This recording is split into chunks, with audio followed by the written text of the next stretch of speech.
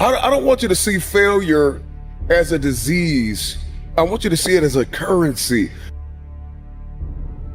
I want you to know that there are lessons that you learn and you gain wisdom in the lesson. You gain a deeper understanding of the power of your future.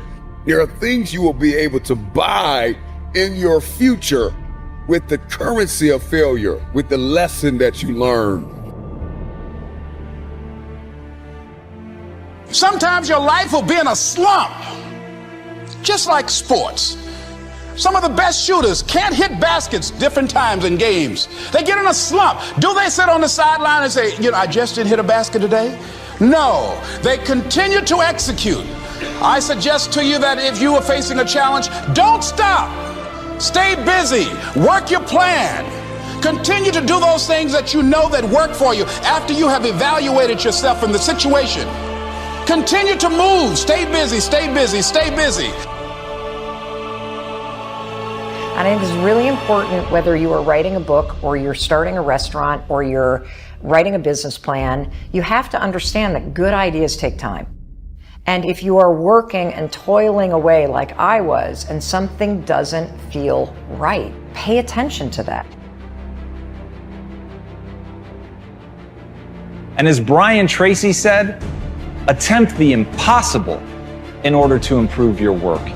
Think about that for a second. Attempt the impossible just to get better, to try the things that you know are going to fail, things that the world is going to tell you simply cannot be. But even if it violates the laws of physics, if there's something in that attempt that you're going to learn, you owe it to yourself. You have a fucking moral obligation to try.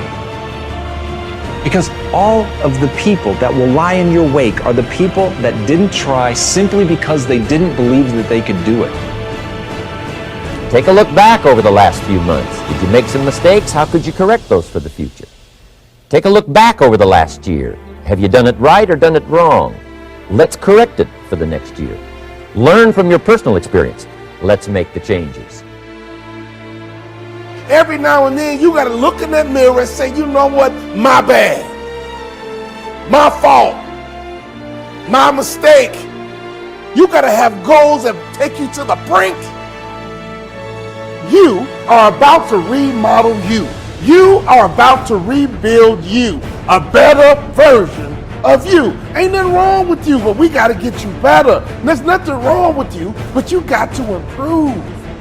We may not be perfect people, we may not have perfect situations, but we are still significant nonetheless. And we have been blessed with a rich body of emotions. We have emotions. We're not like roses or plants or bushes that have life without feeling. We have feelings, and when we use them properly, they are very effective in motivating you toward your destiny. If you're willing to put in that effort, if you're willing to transform, if you're willing to change and fight and struggle, you will be rewarded with growth. You'll be rewarded with improvement. You'll be rewarded with the ability to close your eyes, imagine a world, and then open your eyes and make that world come true.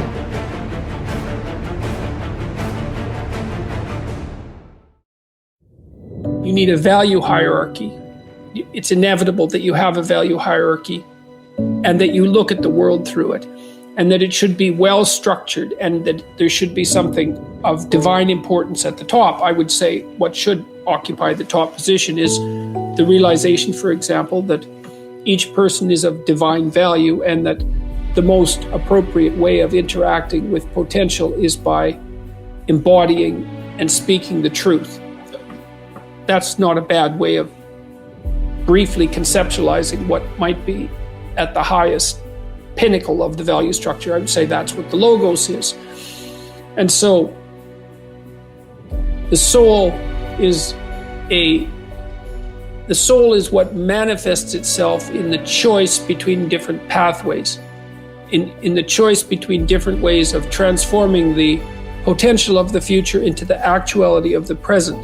And it does that by making ethical decisions, by choosing between good and evil at each choice point.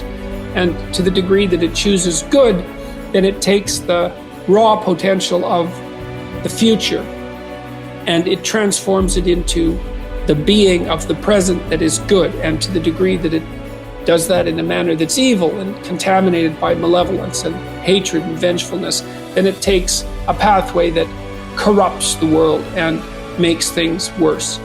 And it's the soul that's doing that, and it's the soul that's responsible for that. And it's also that active part of the soul that's shaping the deeper soul in some sense, which would be something like the cumulative consequence of all those choices, something akin to what people more classically have referred to as character. I want to check in with you as we're coming towards the end of 2022, and whoo, what a year. Now, today is Small Business Saturday, and to all my fellow business owners, I see you and I celebrate you.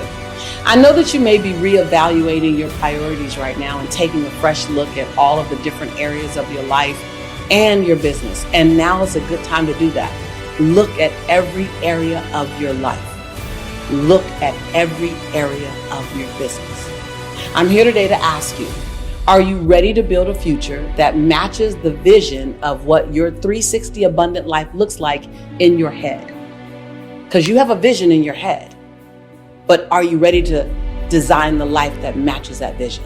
Are you ready to connect the dots to what you know is possible and what's available out there for you? Are you ready to put the things together? I'm going to give it to you straight, no chaser. Here's the thing. You can't just dream about your ideal life. I see that happening so many times. You can't just wish for your ideal life. You can't just Google download your ideal life. You can't ask Siri or Alexa for it. You cannot do that. You can't just